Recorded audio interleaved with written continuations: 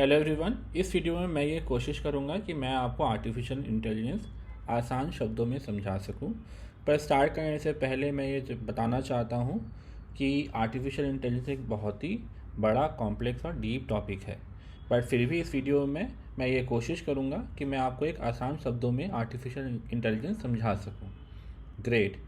जब मैं कोई भी कुछ पढ़ता हूँ और मुझे समझ में नहीं आता है तो मैं एक सिंपल टेक्निक यूज़ करता हूँ, जैसे उस वर्ड को पहले ब्रेक करना और अपनी रियल लाइफ से रिलेट करना।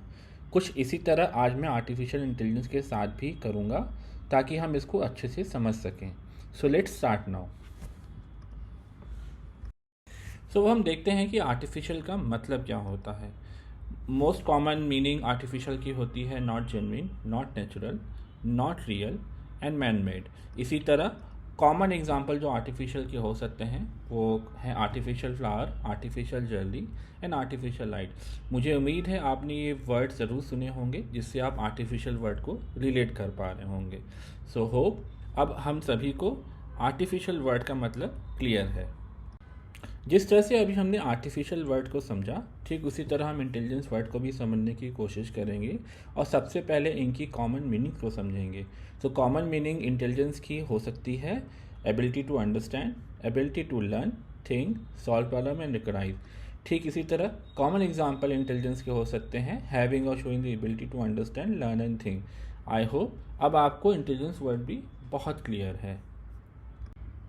अब हम फिर कोशिश करेंगे कि हम आर्टिफिशियल इंटेलिजेंस वर्ड को समझ लें, बट अभी भी आप ये नोटिस करेंगे कि हम आर्टिफिशियल इंटेलिजेंस को ठीक से डिफ़ाइन नहीं कर पा रहे हैं।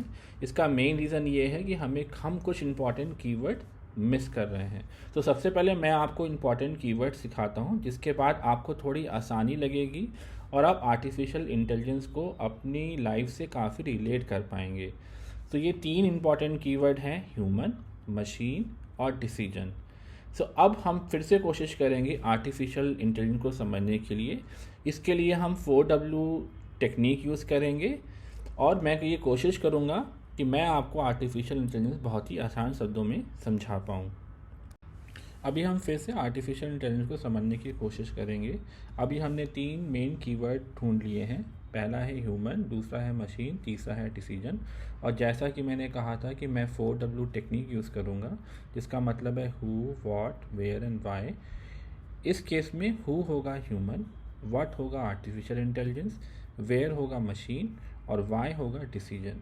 अगर अब हम फिर से कोशिश करते हैं आर्टिफिशियल इंटेलिजेंस को समझने के लिए, तो इस केस में हम ये कह सकते हैं कि human will act as a creator to develop artificial intelligence which machine will use so that machine can take decision. अगर आसान शब्दों में हम इसकी डेफिनेशन को समझने की कोशिश करेंगे तो हम ये कह सकते हैं कि human will act as a creator to develop artificial intelligence which will be use by machine so that machine can take decision. अगर इसको और आसान शब्दों में समझने की कोशिश करते हैं तो इसका सिंपल मतलब ये है, क्योंकि मशीन के पास कोई ब्रेन नहीं होता है, कोई दिमाग नहीं होता है, तो वो अपने आप से डिसीजन नहीं ले सकते हैं। इसीलिए एज अ ह्यूमन हम उसके लिए आर्टिफिशियल इंटेलिजेंस क्रिएट करेंगे जिससे कि वो डिसीजन ले सके और टास्क को एकम्प्लिश कर सके।